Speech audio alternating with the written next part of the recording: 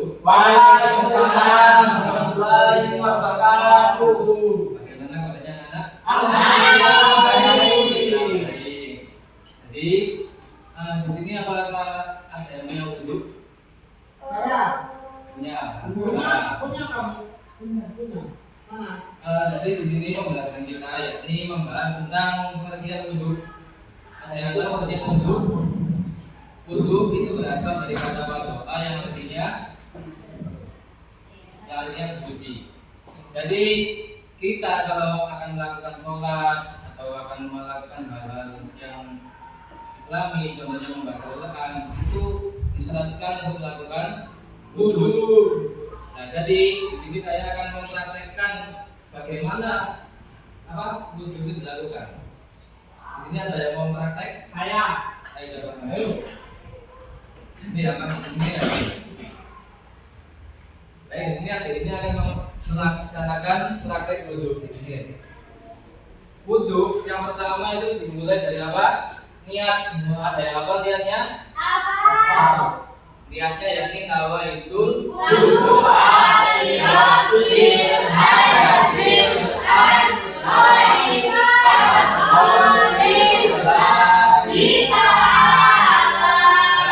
Jadi yang pertama itu niat dibarengi dengan membasuh muka. Jadi ketika air mengalir, ini saya nggak basuh yang pertama, ini dibarengi dengan niat nawaitul wudhu'a bila ada hasil asmori alhamdulillah ta'ala sebanyak 3 kali.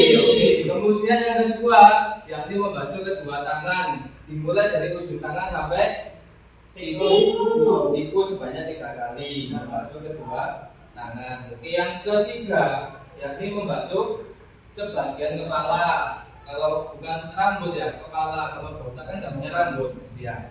Jadi membasuh sebagian kepala. Ini mas. Ya. Oke. Kemudian yang terakhir adalah membasuh kedua kaki sampai mata kaki, membasuh kedua kaki. Ya. Kemudian terakhir adalah tertib semua dari awal niat membasuh muka, mengusap tangan, mengusap sebagian kepala sampai kaki itu dilakukan secara tertib, tidak boleh tidak karuan. Contoh membasuh kaki dulu atau membasuh sebagian kepala dulu tak boleh. Nah, itu merupakan sumber-sumbernya wudhu. Itu ya. Ya, Pak. Boleh kembali. Ya. Kemudian yang lain-lainnya seperti hanya sunnahnya itu berkumur ataupun memasukkan air ke dalam hidung, membasuh kedua telinga, itu merupakan sunnah wudhu. Ya, boleh dilakukan, boleh tidak. Apabila dilakukan mendapatkan pahala, apabila tidak dilakukan tidak mendapatkan apa-apa. Ya, jadi sunnah wudhu. Ya, mungkin dari teman-teman bisa mendiskusikan apa yang dipelajari pada hari ini, ya. Apa mau tanya? Oh ya. Kalau ini wudhu ya, apakah ada kriteria lain seperti contoh habis cuci muka itu langsung kedua tangan gini, apa yang dulu apa yang kanan dulu arah apa ini? Oh gitu. Ya. Kalau membasuh itu disunahkan, itu membasuh yang sebelah kanan dulu. Ya, sebelah kanan dulu, kemudian yang kiri. Kebarangan itu juga boleh, tapi lebih sunnah yang kanan dulu. Gitu. Kemudian ada juga syarat-syarat wudhu. Itu yang pertama adalah Islam. Kalau ada non-Islam itu melawan wudhu, hukumnya tidak sah. Karena syarat utama wudhu adalah beragama Islam. Ada yang tanya lagi apa? Ya. Bagaimana caranya sholat bersuci atau melakukan wudhu? Oh, sholat jabair. Sholat jabair itu apa namanya? Orang yang ada perbannya gitu ya, melakukan muka. Nah, itu ketika akan melakukan bersuci itu dilakukan ke bagian yang tidak sampai memperparah pada lukanya. Ya, begitu. Jadi cuma dibilas apa gimana? diusap saja. Diusap. Ya, kalau sekiranya lukanya itu terkena air kok sampai menyakitkan, nah itu tidak usah. Itu karena Islam itu indah. Semua ada solusinya. Ya. Baik. Besok Ya, jadi bisa didiskusikan semuanya. Oke. Pak. Assalamualaikum warahmatullahi wabarakatuh. Waalaikumsalam warahmatullahi wabarakatuh. Gimana kabarnya? Alhamdulillah baik. Ada yang tadi pagi sholat duha? Saya Alhamdulillah. Dibiasakan ya jelas-jelas ya. Iya. Oke. Seperti biasanya, di sini saya akan memulai pembelajaran dengan melihat video yang telah saya share di grup kelas kalian. Kalian sekarang bisa memulai menonton, tapi tidak menonton saja, sama dicermati dan dipahami apa yang ada dalam video tersebut. Silakan ditonton. baik Pak.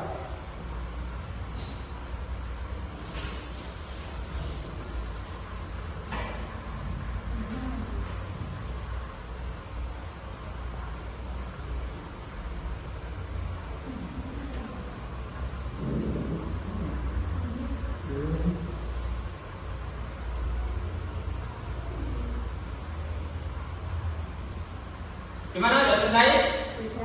Sudah.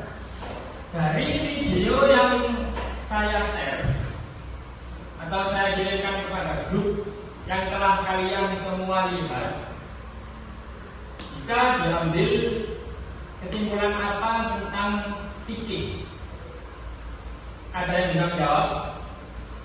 Ya, kamu silakan. Dari segi tentang ya, apa yang saya baca itu berarti nanti apa ya, doa itu dilakukan setelah matahari terbit, tinggal fajar, terus bisa dilakukan itu minimal kan 2 rakaat ya, minimal 2 rakaat. Dan apa namanya, dan untuk waktunya itu di waktu terbit fajar itu sampai ya. Ya, baik. Di sini jawaban dari teman ini ya. Tapi ada beberapa koreksi yang akan saya koreksi. Jadi kalau sholat duha itu waktunya bukan ketika matahari terbit. Kalau namanya sholatnya matahari mulai terbit itu namanya sholat subuh. Tapi kalau sholat duha itu apa? Sholat duha jadi waktunya ketika matahari naik kira-kira 1 Nah, itu waktu bisa dimulai sholat duha. Baik. Bagus. Kemudian di sini saya akan memaparkan apa sih itu fikih. Tujuannya apa kita belajar fikih? Nah, kalau di dalam kitab Al-Lala yang bisa kalian cermati nanti bisa mungkin search di Google atau di CA itu banyak ya. Dalam kitab Al-Lala itu disebutkan bahwasanya tujuan dari pembelajaran fikih itu untuk membentengi diri kita dari kejerumusan kesalahan, untuk membentengi kita. Nah, apa saja yang akan kita pelajari dalam satu semester ini? Dimulai dengan toharo. Apa itu toharo? Bersuci. Toharo itu ada berapa macam sih? Bisa menyebutkan contoh-contohnya? Seperti apa? Wudu, mandi besar, mandi sunat, istinja dan lain sebagainya. Nah, sebelum kita menjerumus ke situ, alangkah baiknya kita mengenali apa saja yang boleh digunakan untuk bersuci. Ada berapa? 3. Apa saja? Air. Itu. Ini berarti kalian semua sudah paham ya mengenai video yang telah kami kirimkan kepada teman-teman. Dan air di sini itu dibagi menjadi 4 macam. Yang pertama yakni air mutlak atau air yang bisa digunakan untuk bersuci, air yang seharusnya suci dan bisa digunakan untuk bersuci. Yang kedua yakni air mustakmal. Ya. Air mustakmal itu apa? Air yang setelah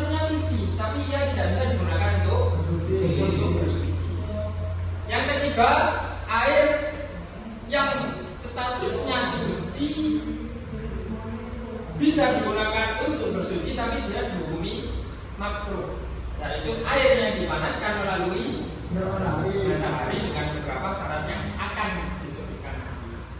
Dan yang terakhir yakni air mutanajis, air najis, air sedikit yang berubah sifat-sifatnya, baik itu rasa, warna maupun bau. Ya, walaupun tidak berubah. Kalau air banyak bisa dihukumi najis ketika kejatuhan salah satu najis ketika berubah sifat-sifatnya. Kalau air sedikit itu walaupun tidak berubah, jika kejatuhan najis maka hukumnya najis, tidak bisa digunakan untuk paham dari sini. Mungkin dari teman-teman bisa berdiskusi dengan teman-teman yang lain tentang materi apa yang tadi telah disampaikan. Nanti akan saya tunjuk untuk mempresentasikan hasil diskusi dari kalian semua. Paham? Bisa dilaksanakan? Diskusi bisa mulai dari sekarang. Assalamualaikum warahmatullahi wabarakatuh. Waalaikumsalam warahmatullahi wabarakatuh. Bagaimana kabarnya? Alhamdulillah. Baik, sehat, baik. Apakah ini masih bermain saja? Iya. Ya, Bapak.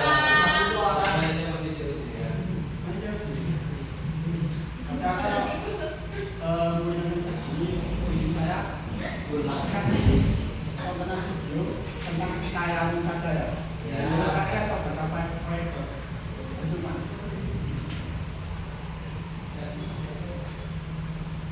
Mau yang versi kartun apa yang gimana? Anime. Anime, oh ya.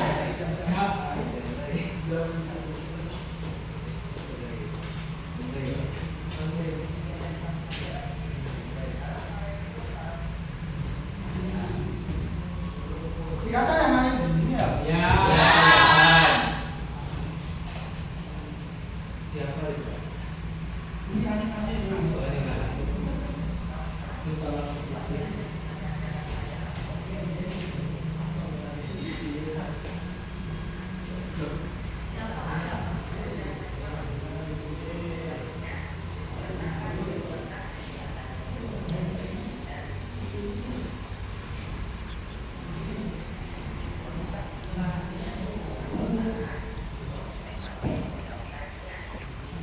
Oke, saya diam dulu deh.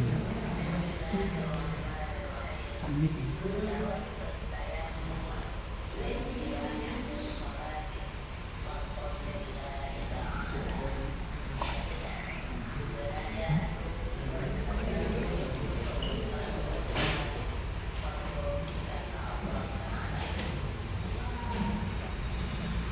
Itu dia, ada dua lagi.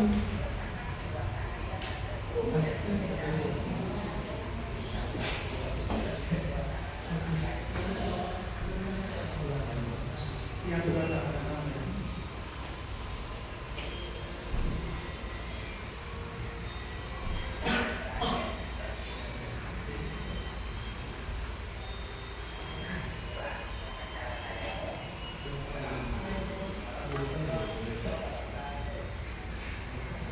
Ya, baik, sudah.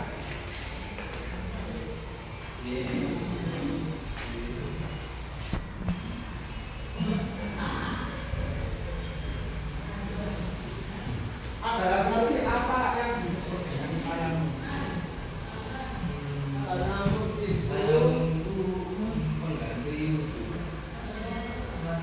Oke, terus selain itu Wudhu yang dilakukan dengan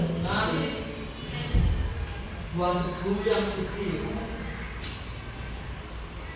kalau wudhu itu berbeda mas ya, wudhu sendiri, kemudian kalau tayammum sendiri.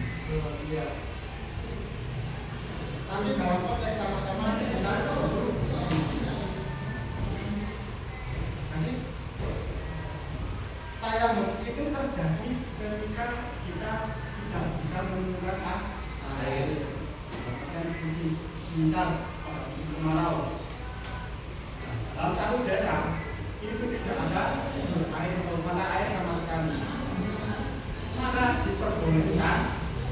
untuk melakukan tayamum. Syarat-syarat tayamum yang pertama yaitu adalah ketika kita tidak bisa menemukan air yang suci. Misalnya contoh dalam satu desa itu terjadi kekeringan atau tidak adanya air. Kemudian kita mencari pada setempat mencari air kemana saja, kemudian tidak menemukan, maka diperbolehkan untuk melakukan tayamum. Tapi apabila ketika kita sudah melakukan tayamum, kemudian ketika hendak melakukan sholat, kemudian dengan air, maka tayamum tersebut dihukumkan batal. Apabila sebelum kita melakukan sholat mencari air, kemudian tidak menemukan, kemudian sudah terlanjur melakukan tayamum, ketika mau sholat jangan kembali ke tempat, kemudian ada air, maka tayamum tersebut dihukumkan batal. Iya, harus melakukan wudhu, bukan lagi melakukan tayamum. Kemudian hal-hal yang membatalkan tayamum itu sama seperti dengan hal-hal yang membatalkan wudhu. Apa ada yang tahu apa saja itu? Yang membatalkan wudhu, buang air kecil, buang air besar, Nyeding, bukan nyeding. keluarnya madi bukan madi ya. Keluarnya mani. Kalau keluarnya mani itu tidak membatalkan wudhu. Kalau mani, kemungkinan kalau kita keluar mani, kalau secara disengaja itu hukumnya tetap batal. Kemudian menyangkut badan Besar. Kewajiban. ya. Jadi kalau mani besar, kalau ketika kalian mimpi basah atau keluar mani secara sengaja, mungkin nggak ada perlu contoh karena kalian sudah dewasa semua ya. Ya. Jadi itu kalau keluar mani tidak membatalkan juga tetapi mempunyai ada Besar. Kira ada yang ditanyakan? Gak ada. Cukup jelas. terkait anu tadi masalah kayak apa tentang ada air. Misal kita dulu ada besar, apakah kita boleh melihat mandi besar dengan melakukan tidak ada air? Boleh. Sah ya berarti Bisa.